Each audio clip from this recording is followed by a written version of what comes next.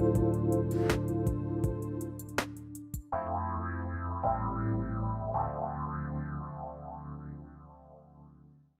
welcome. This is Dr. John DeMartini. This is one of the most amazing and inspiring shows that you can listen into. If you want to be on the edge of your seats, if you want to open up your heart, if you want to expand your mind, and you want to meet incredible people, stay tuned because you're just about to experience a transformative radio show that will change your life. And you're listening to the Dr. Pat Show that's coming up right next. Welcome to the Dr. Pat Show. Talk radio to thrive by. Powerful, inspiring, and coming to you live, bringing you stories of people like you and me, busting through and living life full out. Get ready to dare to wonder what your life would be like if you knew you could not fail.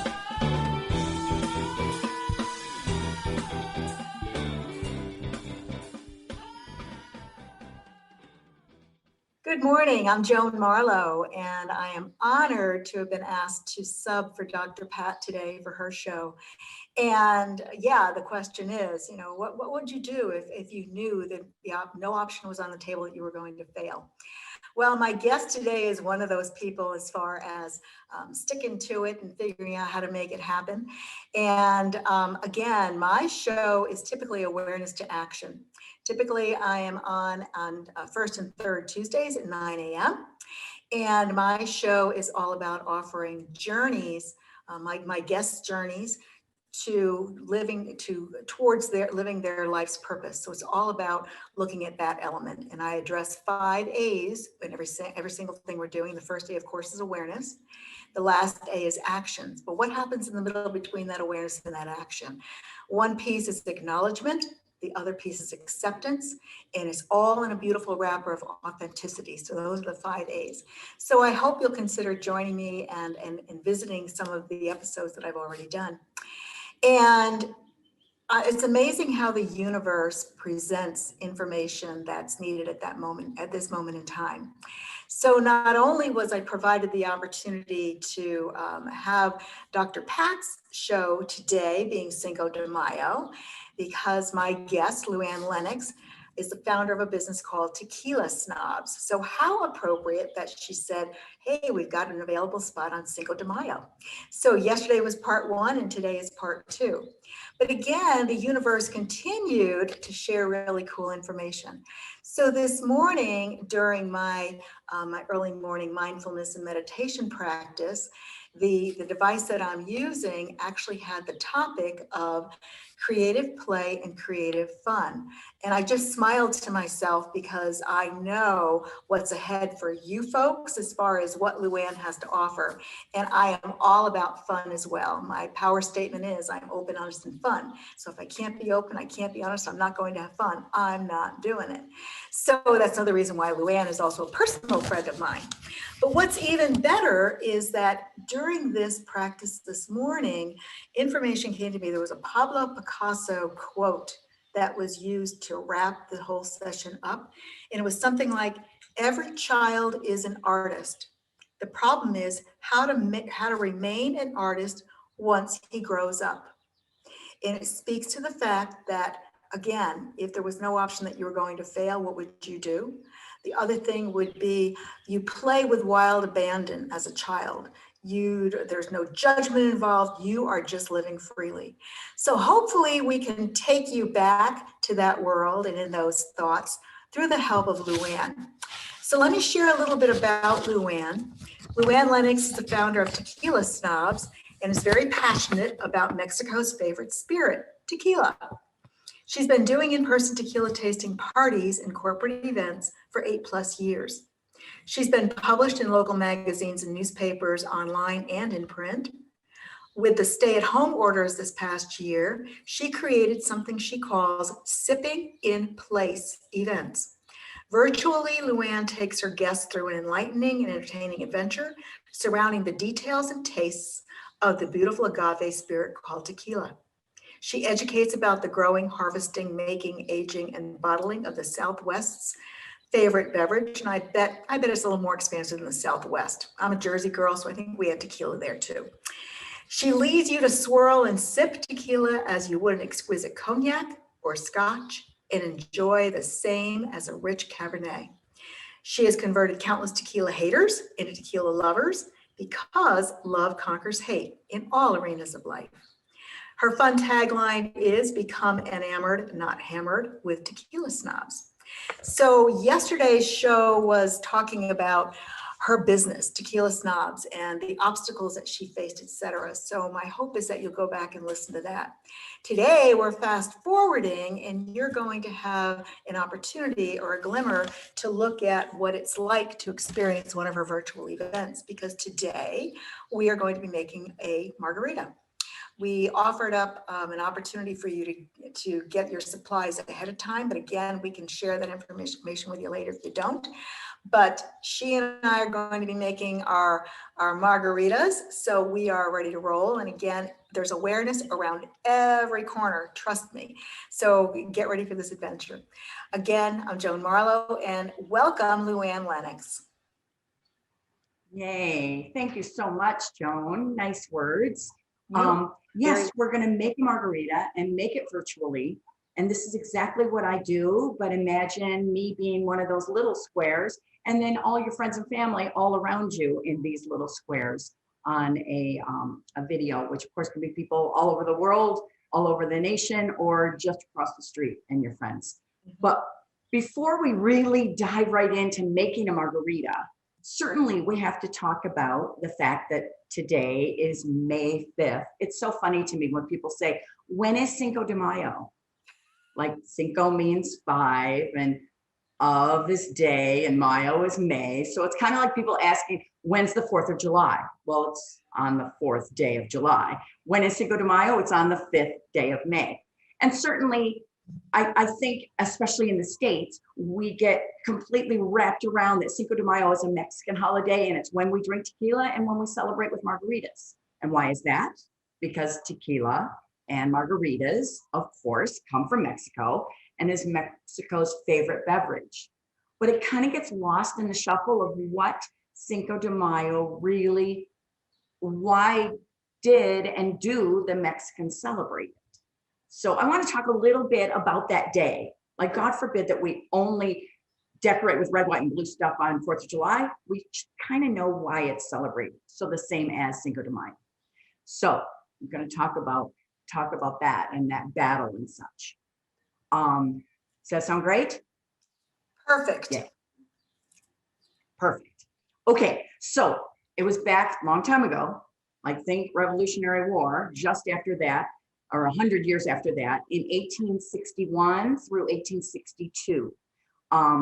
The French and the Spanish, not Mexican, but the Spanish, the French, and a little bit of US all managed and ran and were fighting to try to see who was going to get the area Mexico, which of course included even Arizona and some of the lower states was included in Mexico at that time.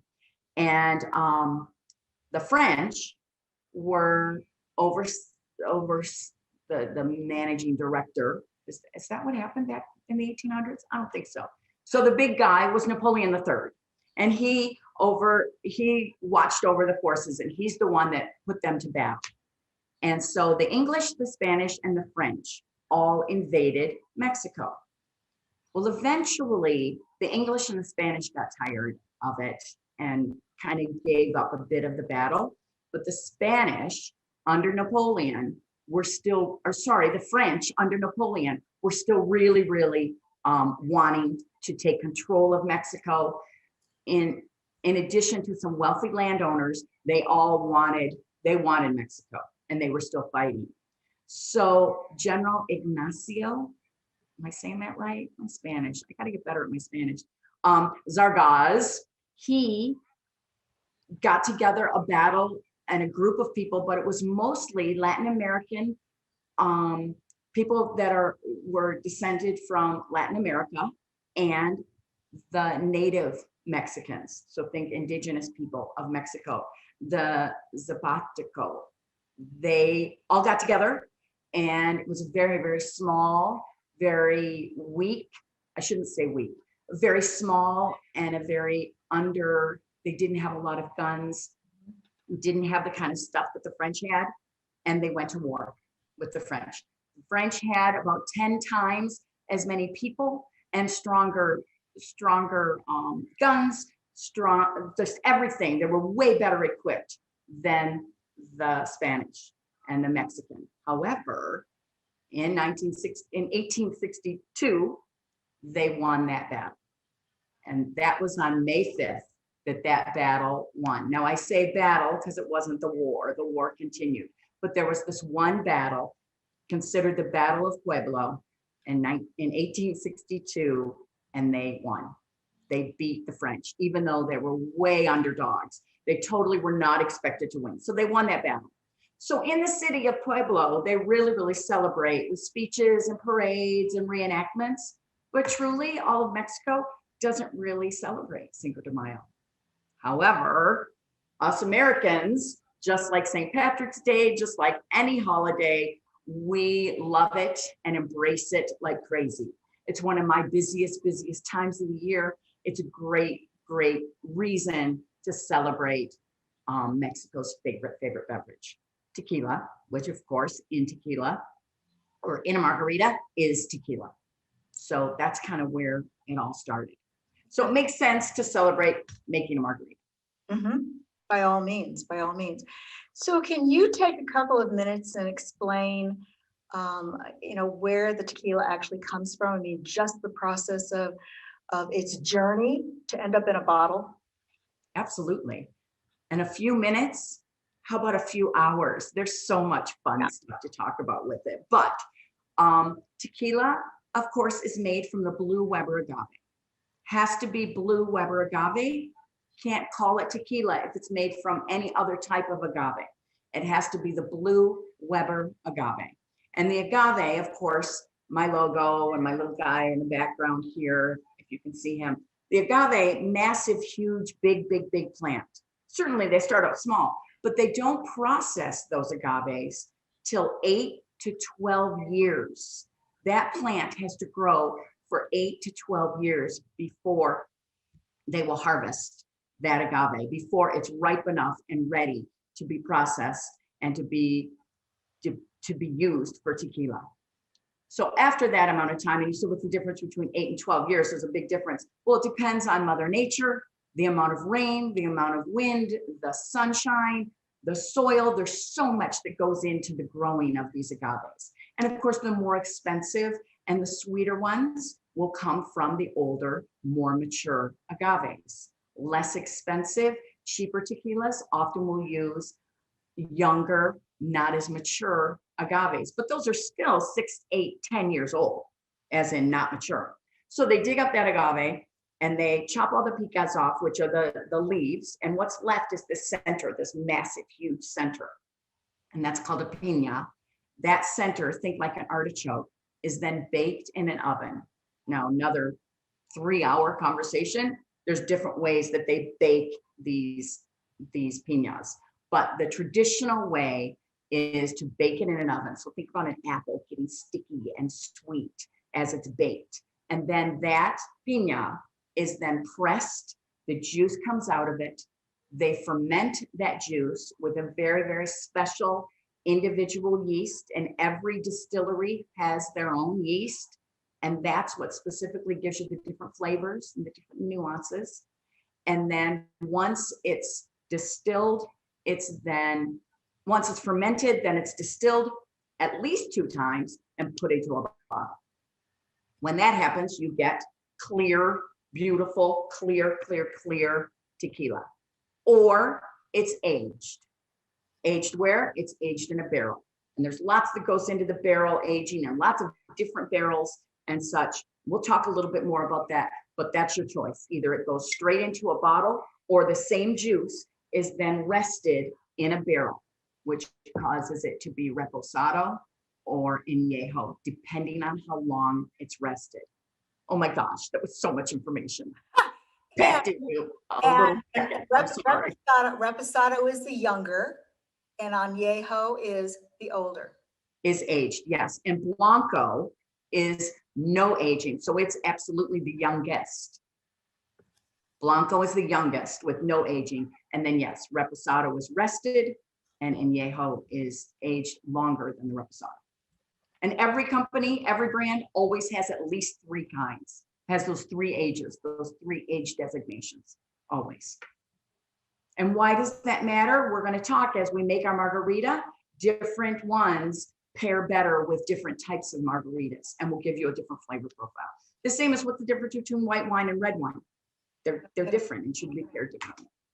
Well, as we get ready to go to break, I think you'll all agree that there is far more to tequila than you ever imagined. And Luann is a walking encyclopedia for this.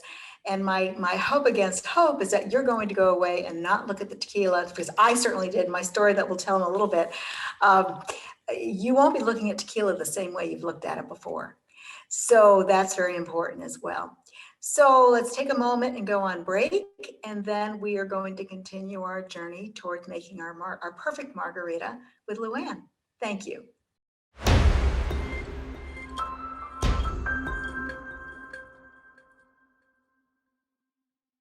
Yes, we have to have fun. That was totally unexpected, as you saw on our faces.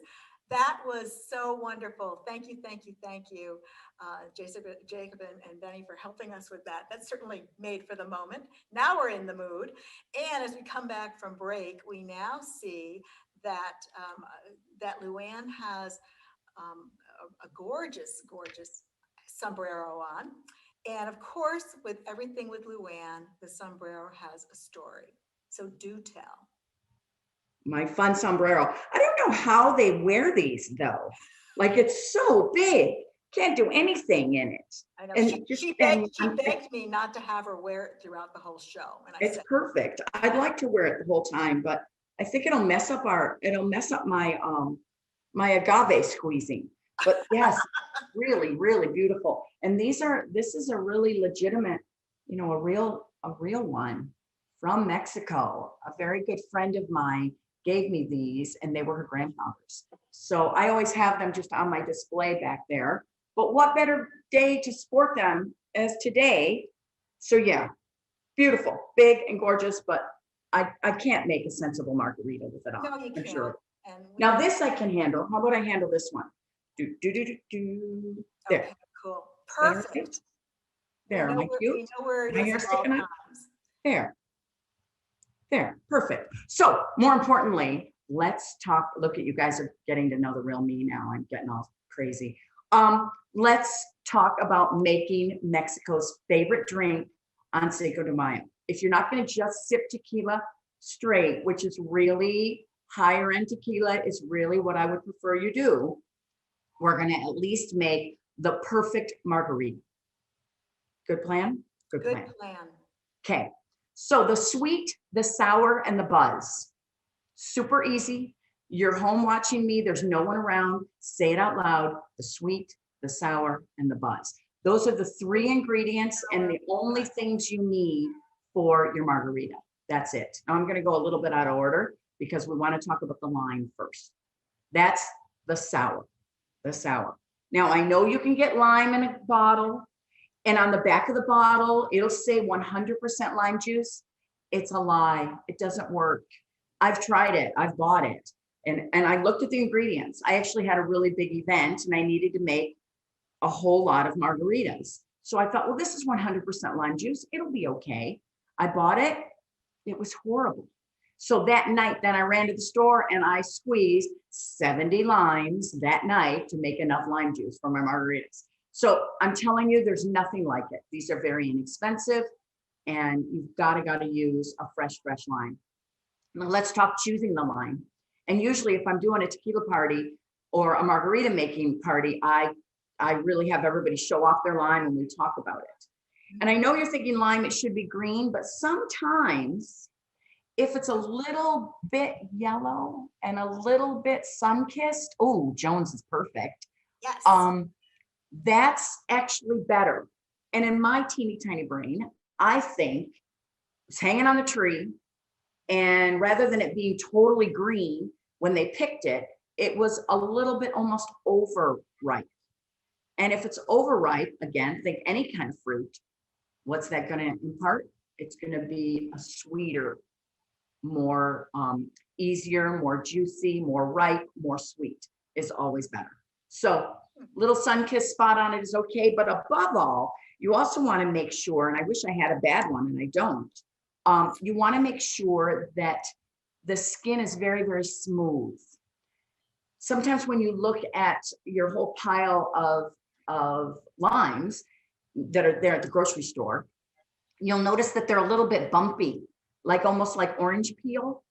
And again, to me, it feels like they didn't grow as big as they could be, like they didn't grow into the skin, right? The skin is still a little bit loose, or it's just not stretched. So the shiny, smooth, stretched skin, again, have grown to full potential before they were picked. If you shop at the same grocery store as I do, I have probably touched every single one of the limes that you have at home right now, because you also want to take and give them all a little squeeze. They should give a little bit, almost like a ripe peach or a plum. They should just, or a mango. They should give a little bit. They should be a little bit soft. So you see me messing around with this lime, which I should have told you to be doing while I was gabbing. Take your lime before you cut it, and you really want to roll it on the counter. If you have a white counter, it will stay in the counter. So you're better to put it on a cutting board and knead it. And just really what you're doing here is you are loosening the juice from the pulp. Joan is rolling. I can't see her. I am rolling. I can't see her board, but I'm thinking she's rolling beautifully. Here's my board. Okay, there's her board. Okay, so what you're gonna do first is you grab your glass. You all have a nice rocks glass. Yes, yes. This kind of glass is perfect. A margarita glass is okay too. For a simple margarita, I always like just kind of a nice rocks glass. And you see I have, I'm going to explain my little insignia in a minute. So yeah, Joan, your glass is perfect. So while you've got that glass, you're going to take one of the ends where the stem was, and just slice that off just a tiny, tiny bit, just enough to open it up and get to the flesh. But it's a teeny, tiny, little sliver. Then you're going to take that sliver, take your glass, and give it a rim. That little piece. I've seen people do just water for this, but lime juice is super sticky. And that's the whole idea if you want to dip your glass in salt or some sort of yummy rim. A lot of people say, I don't like salt. No salt for me. It makes me swollen or it's puffy or whatever. This is, have you ever heard of tahini? Tahini is a really neat, it's a little bit of chili spice and a tiny bit of salt. You can do that if you don't love the salt, but there's just something about that sensation when you press your lips up against the glass and you've got that little spicy or salty little flavor. So I highly recommend always rimming your glass. Even if you're not gonna take all the salt off of it, I just really recommend it. But I like this little red trim, is kind of fun and kind of nice. So you want to do that and set it aside. I can't tell you how many times I've put the ice in before I rim it, and I've literally turned it upside down and dropped the ice into my salt. Like, what am I thinking? So make sure you do that rim. Okay, so you've got your other half, correct? You've got the leftover lime now. Now you're going to take this and you're going to slice it in half, regular, like, doesn't matter, but lengthways. There's my little end that was cut off, right? And I'm going to cut it this way. I don't know how to explain, but just cut it in half. Cut it in half because we're going to squeeze it.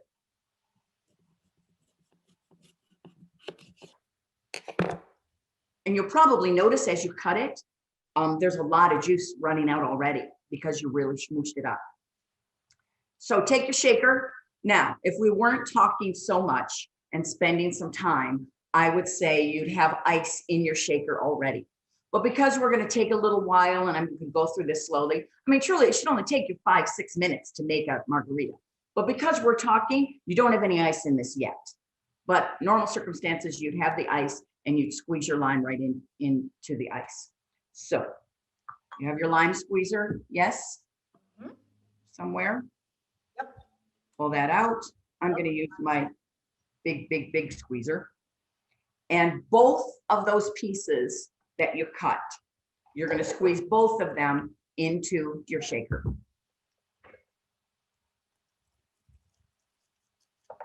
That's 1 and 2.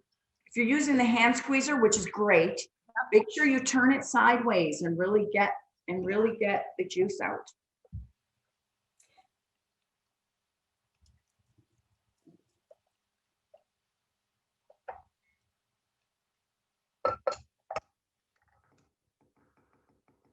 I'm not making any noise.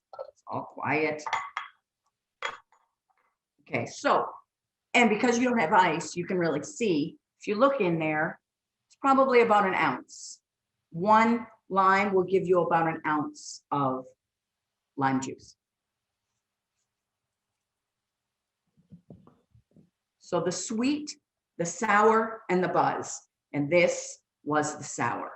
So when I come back, we're going to talk about the sweet. Super important. There are many sweet choices, and some of them are really bad ones. And then there's perfect ones. So we'll be right back. We're going to talk about the second step, the sweet, the sour, and the buzz. We're going to talk about the sweet. Sounds great.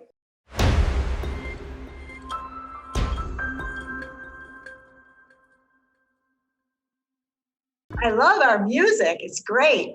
So hi, I'm Joan Marlow, and this is Awareness to Action, and I'm covering for Dr. Pat, so I'm honored to be here. My guest today is Luann Lennox, and she's the founder of TequilaSnobs.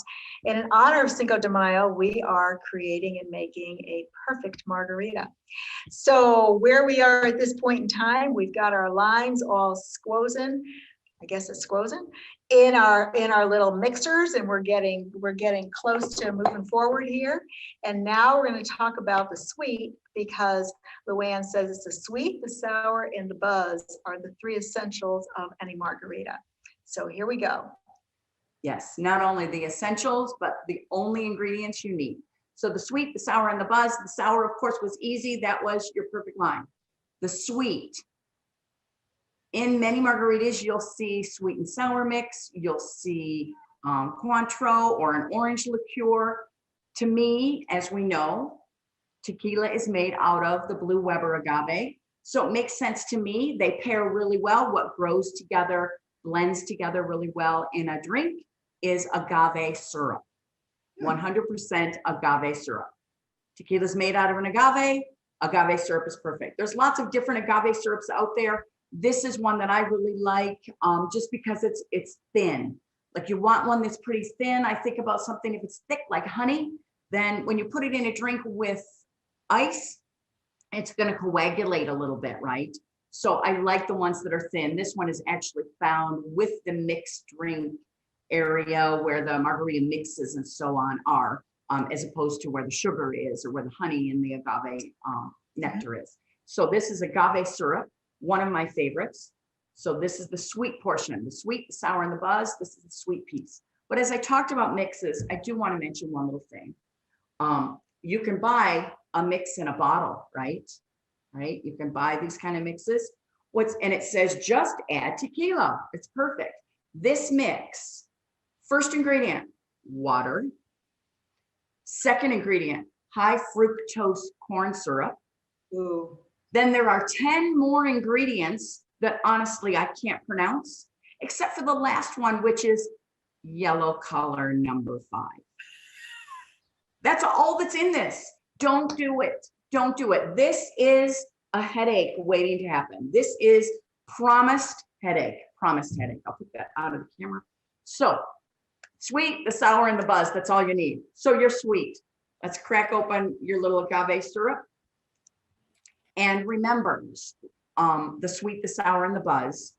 With it being sweet, you can always add a little bit more, but you can never really take it out. So the sweet and the sour are equal parts. So if you're doing a pitcher, you do half a pitcher of sweet, half a pitcher of sour.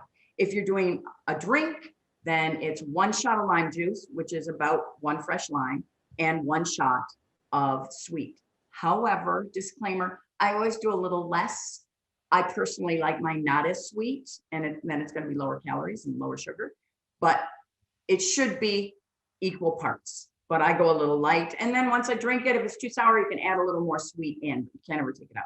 So we did a shot of lime, and I'm going to do a little less than a shot of agave syrup. There you are with the sweet. Now, we're going to move on to the buzz. 3 guesses. The first 2 don't count. What's the buzz? Tequila. Tequila, indeed. Now, there's a bunch to know about tequila, and I talked to the different designations and the different ages when we started. Ideally, if you are doing just a straight up fresh margarita, I like to use a very young tequila, which is a Blanco. You don't want to use a really expensive tequila that's been aged, and they put all this time and effort into all these beautiful little honey and oak and cinnamon nuances, and then you're just putting lime and agave syrup in it. Where a Blanco is really strong agave forward. What does agave taste like? Kind of grassy and herbal, and so you want it to you want to use a Blanco ideally. However, I like to use a Reposado sometimes too. Reposado is, and you can get less expensive Reposados, and that would be a little bit more gold one. But if it says gold on the label, don't buy that, because they're just saying gold. What they mean is they added gold color. But it's gold because it takes the color out of the barrel because it's been aged. But a Reposado will say Reposado. It won't say gold on it. How do I tell a good bottle of tequila and a bad bottle of tequila? Super simple. If you forget everything about this one tiny little thing you'll remember. Make sure somewhere on the label it says 100% agave.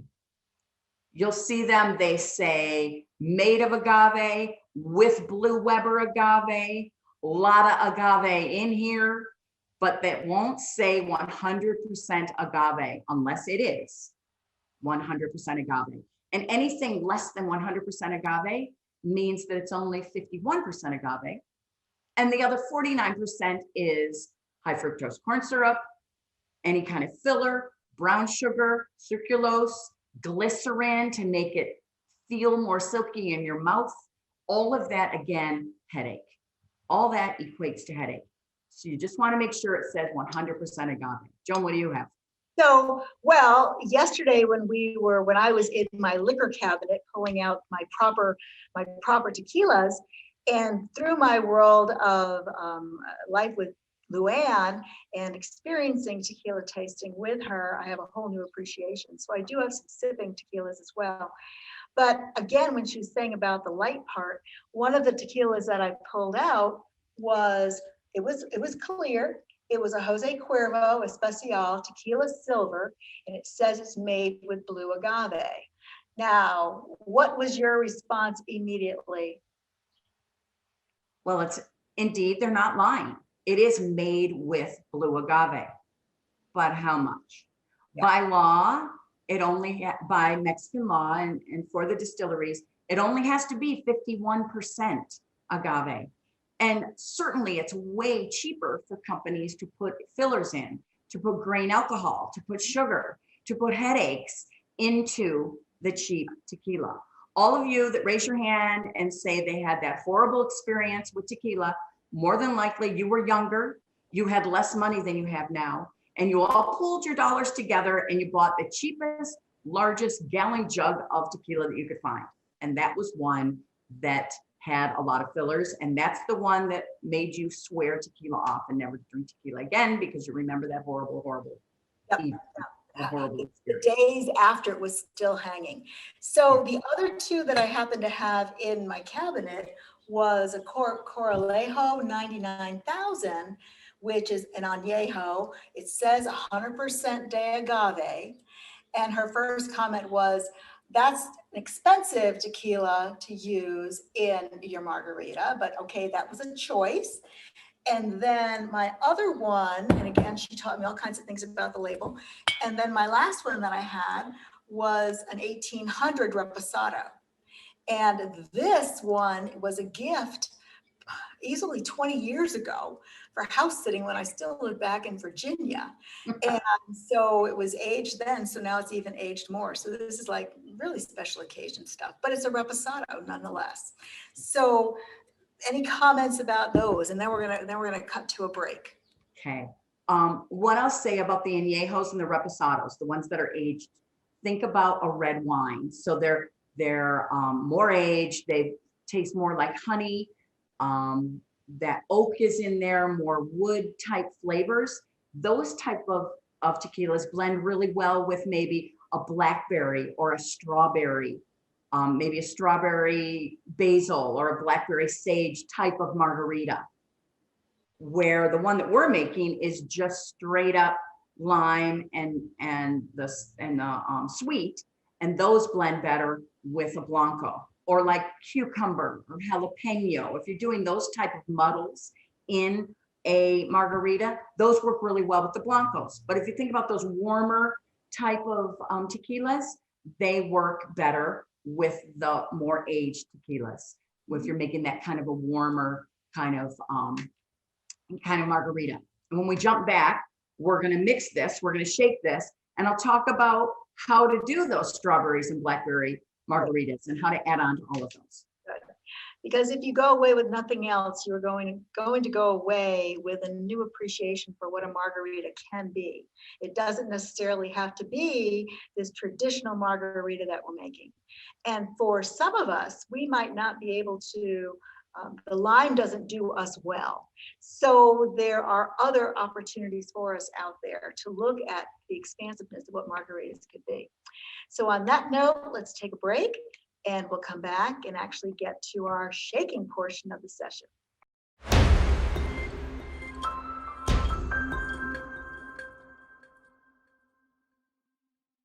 And just think, it's only 11:45 and here at least Pacific Coast time, so the East Coasters are already playing. Don't we usually follow that up that it's 5 o'clock somewhere? So it's 5 o'clock somewhere. It's 5 o'clock somewhere, so let's all celebrate.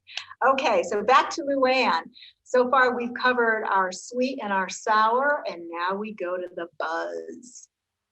The important piece, the buzz. And I've talked about the different ages of the different tequilas, and I'm going to use a reposado. I think Joan will use her añejo. So the sweet, the sour, and the buzz. And again, normally you would have your ice in your bucket. We didn't put the ice in yet, but so far in your shaker, you should have the sweet and the sour equal amounts. So let's pretend you had already put the ice in, but let's put some ice in now. How's that loud noise? Authentic. We need authenticity. yeah, sound effects are great. These are natural. That's my ringtone, actually, the sound of ice cubes. So you've got some ice in your shaker. Yes, ma'am. And so we did the sweet and the sour, equal parts, and then double the buzz. Pretty easy to remember. So an ounce of sweet, an ounce of sour, and 2 ounces of buzz, or a cup of sweet, a cup of sour, and 2 cups of buzz. So it's 2 to 1, always. Super simple. Okay. And it's 11 o'clock in the morning and I'm pouring tequila. And the intention is to drink. It's crazy. But it's 5 o'clock somewhere, right? That's right. Okay. So there it is. So you've got the sweet, the sour, and the buzz, double the buzz, and ice. Now, before you get crazy and start shaking, remember your glass way back so long ago that you rimmed so beautifully? Drop some ice right in there. New, fresh ice. Got it. And fill it, fill it, fill it.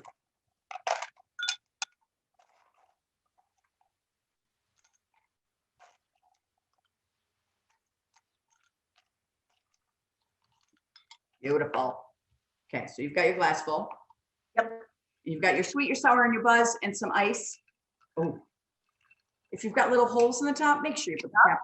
My little strainer thing. Okay, this is the fun part, and imagine you and all of your friends on a screen, all of you shaking and dancing at the same time. I'm sorry I don't have some crazy fancy dance. I guess I should, but you're gonna just shake until it feels very, very, very cold. So let's go all together. It's 5 o'clock somewhere.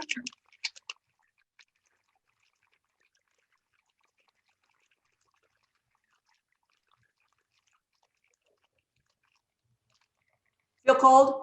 Very cold. Okay. Now, sometimes if you've got to take that cap off, you'll see bartenders really smack it. The truth is, I'm not a bartender. Never had any of that training. I just know how to make a very pure, perfect margarita. So take your little cap off or whatever you're doing, or separate it or whatever. There we go. And you're going to drop that right into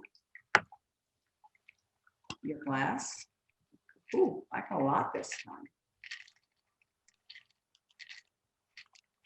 Now, if you're making this along with me and you used a Blanco, you're going to notice that your drink is a little lighter, right? Joan and I both used a darker tequila, so it's going to be a little more yellow. But if you're using a Blanco, of course, it's going to be more clear. Ours is going to be a little more honey flavor, a little more oak. And if you're using it with a Blanco, you're going to notice more citrus forward and more agave forward. So there it is. Tiny little thing. And I don't have it right here. I have it in my fridge. If you want to add a little splash of soda water to this, it makes it really refreshing and really nice. This sounds crazy, but if it's nighttime and it's cold here in Arizona, if it's getting like down into the 60s, I like to drink it like this. But if it's warm, if it's hot out and you want it a little light and a little citrusy, you can add a little soda water in. Now, one way to make sure that your drink is always really, really good tasting is to charge your glass. How do you charge your glass? You hold your glass up, you toast to the person that you love and the person that you're with, and you say salud. So here we go. Ah, salud. Let's have a sip.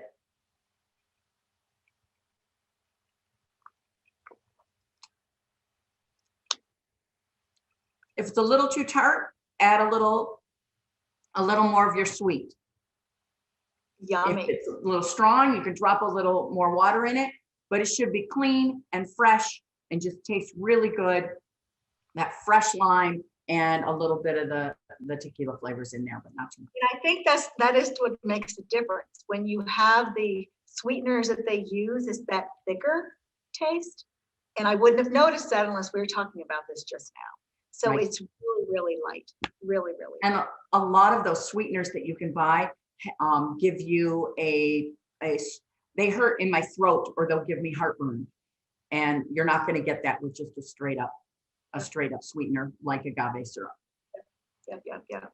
Well, this is fabulous. We're getting to the close of the end, towards the end of the show. And before we go, first of all, I want to say thank you to Luann for taking this time on her very, very busy day. Cinco de Mayo is her national holiday all the time. This is better than Christmas, 4th of July, birthday, all rolled into one in her world.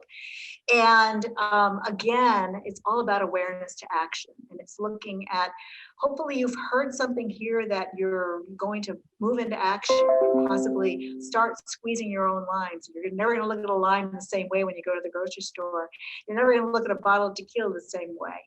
And so Luann, quickly, you told me that you're going to share, so this might not be the best sipping. What are some other things we can do with this? Oh, yes. If you ended up, and sometimes you'll get stuff like that as a gift. And I'm like, really? What am I going to do with this? You can cook with it. I cook with my lower quality tequila a lot of times because, of course, it's got sugar in it. So if you saute shrimp or you soak shrimp in it, or your fish, it blends really well with seafood before you grill it, before you put it on the stove. There's that's what I use any of my tequilas that I've ever gotten as a gift. That's got a little bit of sugar in it. It's perfect because it'll caramelize it a bit. Excellent. Full service here. Full service cooking.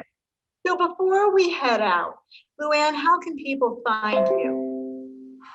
I would love you to hang out on my Facebook page. Tequila Snobs. There's more than one of us, Snobs with an S. On Facebook, Tequila Snobs Community on Facebook is a group where we just all get together and talk and share ideas. I will let you into that. Tell me how you found it and jump in there. Tequila Snobs Events, more talks about what I do and the different events that I do, the corporate events that I could do, and the in-home parties, as well as these type of virtual parties that I can do. And then Instagram as well, Tequila Snobs, same thing, pretty easy to find. If you want to write me a note, I love notes, tequilasnobs@gmail.com, pretty easy. I'm pretty much everywhere, but it's Tequila Snobs. And Easy. she is. So the offer that she's providing our listeners and our followers is just send her an email and request the opportunity to do a Zoom virtual. It would be very, very similar to what you experienced today. So please open this up to your friends and your family all over the country, all over the world, it doesn't matter. And of course, if you are here locally with us in Arizona, in the Maricopa Pinal County area, by all means, you can consider now possibly doing an in-person event because we're somewhat open. So again, thank you so much for being here and joining me. I'm Joan Marlow. The show is Awareness to Action. My business is called Peaceful Easy Healing. I'm a life coach, life and wellness coach, and a Reiki master, as well as an educator. Education's first in my life. And you can find information about me at peacefullyhealing.com. And I certainly look forward to seeing you on my regular show, which is the first and third Tuesdays of every month at 9 a.m. Pacific time. So thank you so much. Again, salud to you Salud. out there.